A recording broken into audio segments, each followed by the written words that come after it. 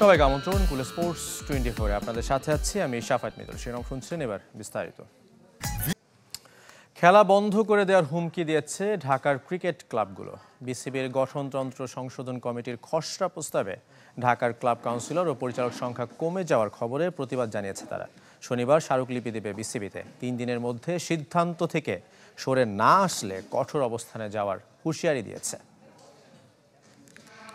ঢাকার সব cricket club এক পতাকা তলে, তবে সেটা ক্রিকেটের উন্নয়নে নয়, স্বার্থের ব্যাঘাত ঘটার শঙ্কা তৈরি হওয়াতেই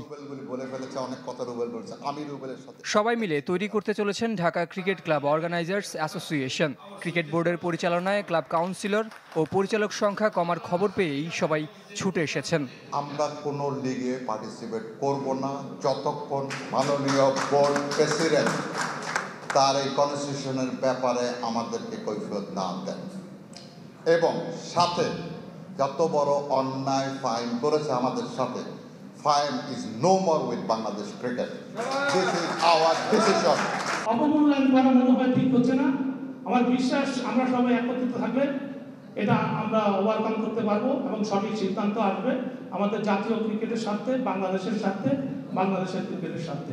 ঢাকার ক্লাব ক্রিকেট সবসময়ই ক্রিকেট বোর্ডের অধীনে। Cricket committee of Dhaka metropolis CCDM নামে বিসিবির সমর্থন ও আর্থিক সহযোগিতায় পরিচালিত হতো এই কমিটি। নামে বাংলাদেশ ক্রিকেট বোর্ড হলেও বিসিবির পরিচালনাতেও ক্লাব ক্রিকেটেরই প্রাধান্য ছিল সবচেয়ে বেশি। এতদিন 25 পরিচালকের প্রায় অর্ধেক 12টিই ছিল ক্লাব ক্রিকেটের। কিন্তু নাজমুল আবেদিন ফাহিমের নেতৃত্বাধীন গঠনতন্ত্র সংশোধন কমিটি যে খসড়া প্রস্তাব করেছে, সেখানে তা এক ধাক্কায় কমে এসেছে 4-এ। এটা মানার যোগ্য নয়, এবং এটা যদি তারা আগামী 3 দিনের ভিতরে একটি সদুত্তর না দেয়, তাহলে আমাদের সমস্ত ক্লাবগুলি কিন্তু খেলা থেকে বিরত থাকবে যতদিন পর্যন্ত এটা সংশোধন না করা হয়। যে সিদ্ধান্তগুলি নিয়েছে এটা ওনার থাকার ক্লাবগুলি যদি না চায়, ঢাকার ক্লাবগুলি না চাইলে এখানে তো বোর্ড চালানোর ক্ষমতা কারণ নাই। আসলে এখনো কিন্তু এটা পাস হয়নি, এটা পাশের একটা প্রক্রিয়া আছে। এই প্রক্রিয়াটা যদি স্টপ হয়ে যায়, তাহলে আমরা ধরে নিলাম আমরা 12 জনে আছি। এখন এই প্রক্রিয়াটা যদি স্টপ করে দেয়, আমাদের আন্দোলন উগ্র হয়ে যাবে। তাতেই শুরু প্রতিবাদ। স্বার্থ কমায় আন্দোলন শুরু হলেও যখন এক ক্লাবের 2 ভোট প্রথা চালু হয়েছিল, তখন অবশ্য প্রতিবাদ করেনি শীর্ষস্তরের কোনো ক্লাব। এতদিন ঢাকার প্রিমিয়ার প্রথম, দ্বিতীয় ও তৃতীয় বিভাগের সব ক্লাবের একজন করে কাউন্সিলর ছিল ক্রিকেট বোর্ডের সাধারণ পরিষদে। সেই সংখ্যা এবার 76 থেকে 36-এ নামিয়ে আনার প্রস্তাব করা হয়েছে। খসড়া প্রস্তাবে ক্লাব কমলেও বাড়ছে বিভাগের পরিচালক সংখ্যা। রাজশাহী ও রংপুর বিভাগে একটির পরিবর্তে 2টি পরিচালক প্রস্তাব করা হয়েছে। যদি অ্যামেন্ডমেন্ট করতে হয়, আরও অনেক বিষয় আছে, অনেক সুন্দর সুন্দর বিষয় আছে, সেইগুলিতে হাত না দিয়ে শুধু এই জায়গাটা হাত দিয়েছে। এটাই আমাদের বিবেচ্য বিষয় যে এখানে কেন এরকম একটা বোকার মতো একটি সিদ্ধান্ত নিল। যদিও জেলা ও বিভাগে ক্রিকেট লিগ না হলে কাউন্সিলরশিপ ও পরিচালক পদ বাতিলের কোনো প্রস্তাব রাখেনি গঠনতন্ত্র সংশোধন কমিটি, যেমনটা ছিল না আগেও। সেখানেও আপত্তি ক্লাবগুলোর। খসড়া প্রস্তাব পাশ করা হলে প্রথমে বিসিবির পরিচালনা পর্ষদ আর সবশেষে পাশ করতে হবে বার্ষিক সাধারণ সভায়। জের সাগর, চ্যানেল 24, ঢাকা। প্রথমবার দেশের বাইরে ফ্র্যাঞ্চাইজি লিগ খেলতে মুখিয়ে রিশাদ হোসেন। বিগ ব্যাশে হোবার্ট হারিকেনে সুযোগ পেয়েও খেলতে না পারার আক্ষেপ পিএসএল-এ মেটাতে চান টাইগার লেগ স্পিনার। তাকে অভয় দিয়েছেন লাহোর কালান্দার্সের সাবেক তারকা তামিম ইকবাল। শুধু জাতীয় দল কিংবা বিপিএল এ নয়, রিশাদ হোসেনের কদর এখন বিদেশি ফ্র্যাঞ্চাইজি লিগগুলোতেও। পিএসএল এ যে 3 জন বাংলাদেশি দল পেয়েছেন, তার মধ্যে একজন এই টাইগার লেগ স্পিনার। সিলভার ক্যাটাগরিতে তাকে দলে নিয়েছে শাহিন শাহ আফ্রিদির লাহোর কালান্দার্স। তামিম ইকবালও লাহোরে খেলেছেন, তাই এই ফ্র্যাঞ্চাইজি সম্পর্কে ভালো ধারণা আছে সাবেক অধিনায়কের। তামিমের কাছ থেকে অভয় পাচ্ছেন রিশাদ হোসেন। আমার এজেন্ট আমাকে বলছিল আর কি যে তুমি পিএসএল এ লাহোর কালান্দার্সে চান্স পেয়েছো, তো এটা আমি আগে থেকেই গেস করতেছিলাম যে আমাকে নেওয়ার চান্স আছে। তাইম আমাকে কালকে বলতেছিল যে পিএসএল এ ডাক পাওয়ার জন্য অভিনন্দন, ভালো ফ্র্যাঞ্চাইজি, তো খেলে মজা পাবো, এটা বলতেছিল। অবশ্যই প্রথমবার দেশের বাইরের ফ্র্যাঞ্চাইজি লিগ খেলতে মুখিয়ে আছেন রিশাদ। এখনই বড় কিছু প্রত্যাশা করছেন না, মনোযোগ ধরে রাখতে চান বিপিএল-এ।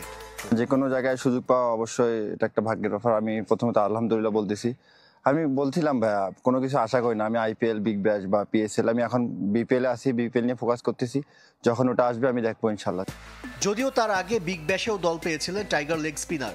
হোবার্ট হারিকেন্সের হয়ে অস্ট্রেলিয়া মাতানোর সুযোগ ছিল, তবে বিসিবি থেকে অনাপত্তি পত্র পাননি। পেছনে তাকাতে নারাজ রিশাদ হোসেন। যেহেতু যাইতে পারিনি তো বুঝতেছি না যে কোনটা আমার জন্য বেটার হইতো, বা আল্লাহ এটা লিখে রাখছে যে যাইনি, এই জন্য আমার ভালো কিছু হবে আর সামনে আশা করি। তো এই জন্য আর কি কোনো কিছু নিয়ে চিন্তা করতেছি না যে গেলে কোনটা ভালো হইতো বা না গেলে কোনটা ভালো হইতো। সাকিব, মোস্তাফিজ দল পাননি, আগ্রহ দেখায়নি তাসকিন, হৃদয়, তানজিম, শেখ মেহেদীদের প্রতি। তবে রিশাদের বিশ্বাস চলমান বিপিএল এর পর আরো বেশি বাংলাদেশি সুযোগ পাবে বিদেশি লিগগুলোতে।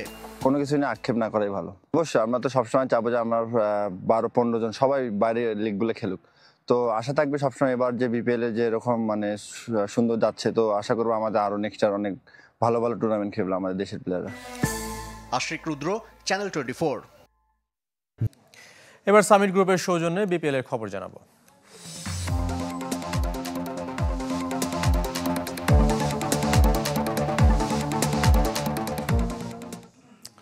বিপিএল এর ক্রিকেট উন্মাদনায় মারতে প্রস্তুত বন্দরনগরীর চট্টগ্রাম।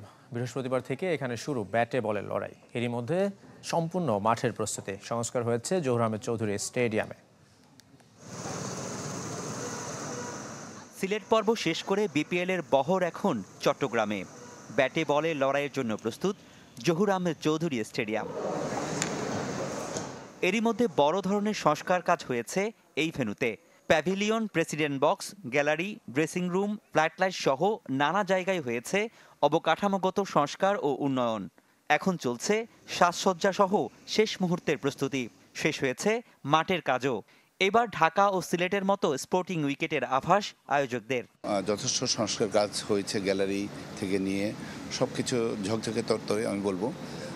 চট্টগ্রামবাসী অবশ্যই প্রস্তুত সুন্দর একটি বিপিএল আমরা যাতে করে উপহার দিতে পারি। অন্যান্য ভেন্যুগুলোতে যা হয়েছে আমরা সব কিছু নিয়ে যথেষ্ট সচেষ্ট আছি। আমরা আশা করি সব কিছু মিলিয়ে সুন্দর একটি শুরু আমরা করতে যাচ্ছি ইনশাল্লাহ 16ই জানুয়ারিতে। বিপিএল আসর নিয়ে উৎসাহের কমতি নেই দর্শকদেরও। টিকিটের খোঁজে ভেন্যুর আশেপাশে ভিড় করছেন ক্রিকেট ভক্তরা। দুর্দান্ত ফর্মে আছে চিটাগং কিংসও। তাই দীর্ঘদিন পর চট্টগ্রামে ক্রিকেট উন্মাদনায় মাততে চাই সাগর পাড়ের ক্রিকেট প্রেমীরা। মানুষের প্রত্যাশা হচ্ছে যে একটু ভালো একটা ম্যাচ দেখবে সবাই মিলে। দেশের একটা টুর্নামেন্ট হওয়ার কারণে এটা একটা আবেগীয় বলতে গেলে। 23 জানুয়ারি পর্যন্ত 12টি ম্যাচ অনুষ্ঠিত হবে চট্টগ্রামে। এরপর শেষ পর্বে আবারও ঢাকার মিরপুরে ফিরবে বিপিএল। রনি দত্ত, চ্যানেল 24, চট্টগ্রাম। এদিকে হোম টাউনে পৌঁছে উষ্ণ অভ্যর্থনা পেল চিটাগং কিংস। বিকেলে শাহ আমানত বিমানবন্দরে নামার পর দলের সদস্যদের ফুল দিয়ে স্বাগত জানায় সমর্থকরা। এরপর শোভাযাত্রায় অংশ নেন ক্রিকেটার ও কর্মকর্তারা। শখানেক মোটরসাইকেল সহ শোভাযাত্রাটি পতেঙ্গা, ইপিজেড, আগ্রাবাদ পার হয়ে রেডিসন হোটেলে গিয়ে শেষ হয়। সন্ধ্যায় হোটেলে উন্মোচন করা হয় বিপিএল ট্রফি। এতে প্রধান অতিথি ছিলেন Chittagong city mayor doctor Shahadat Hossain. এ সময় তিনি বিপিএল চট্টগ্রাম পর্ব যাতে সুষ্ঠুভাবে শেষ হয় এজন্য কর্পোরেশনের পক্ষ থেকে সর্বাত্মক সহযোগিতার আশ্বাস দেন।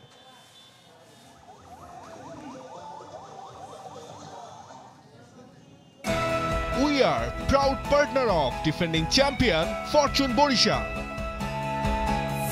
Legends, local heroes, foreign stars, all are glittering, powering a connected Bangladesh.